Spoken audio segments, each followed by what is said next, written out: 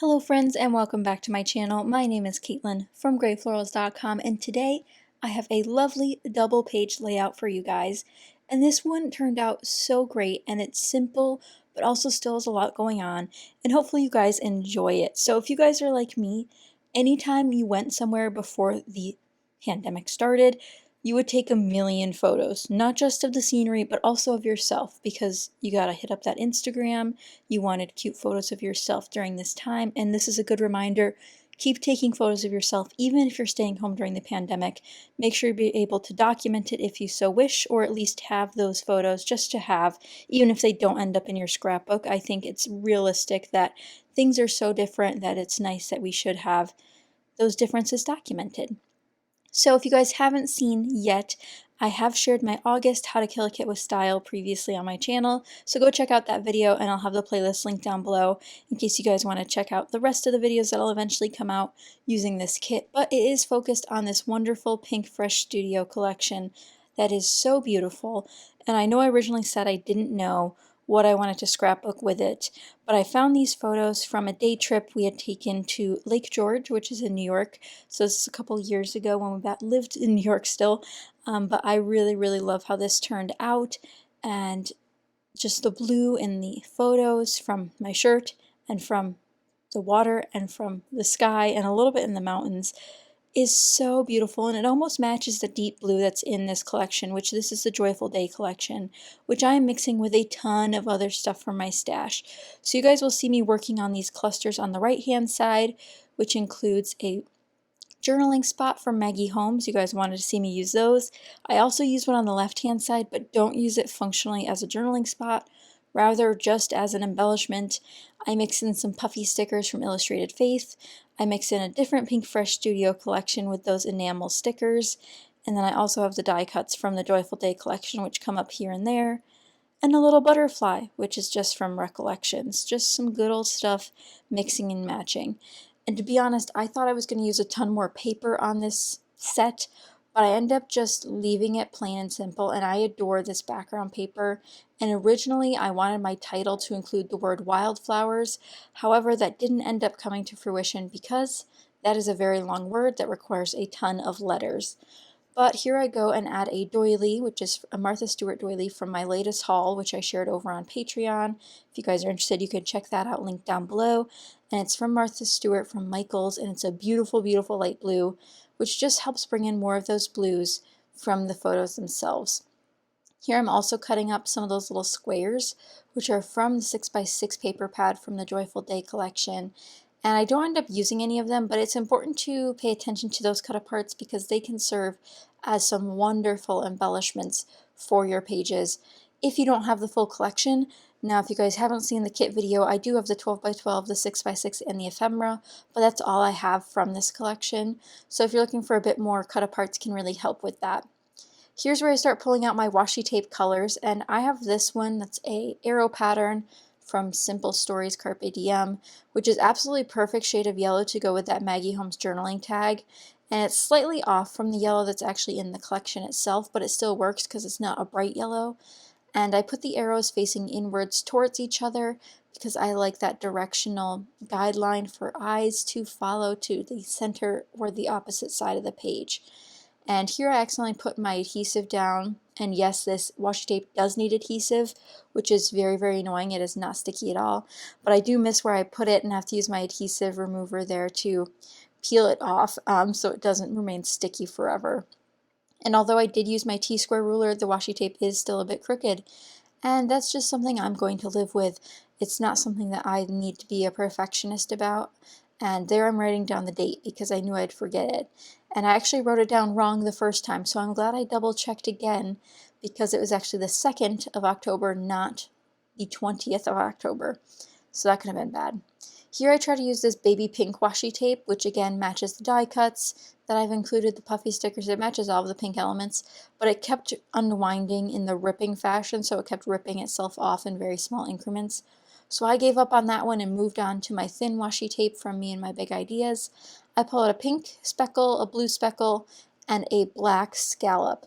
And I thought I'd want that high contrast from the black because I thought my title was most likely going to be a black font. but it actually doesn't end up being that way. So while I put down the pink speckle, I'm still thinking about if I want the black. And I do go for it, which I really like how it looks because of that added contrast.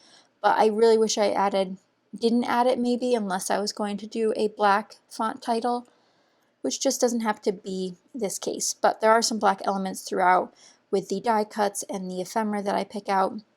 And here's where I start to build out the cluster on the right hand side. Again, mixing textures is something I really enjoy doing.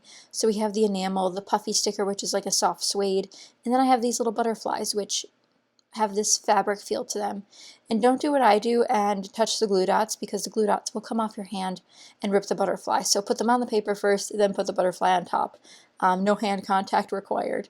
So I did tuck in that 6x6 piece on the right hand side to add a little bit more color, and again that bright blue color that helps with the photo colors as well as the collection colors themselves. And I really like how that looks. It adds a nice place to add some additional ephemera. And I also am gluing down the doily and putting down this photo, which is 4x4, and essentially putting it on an angle just to add a bit of interest.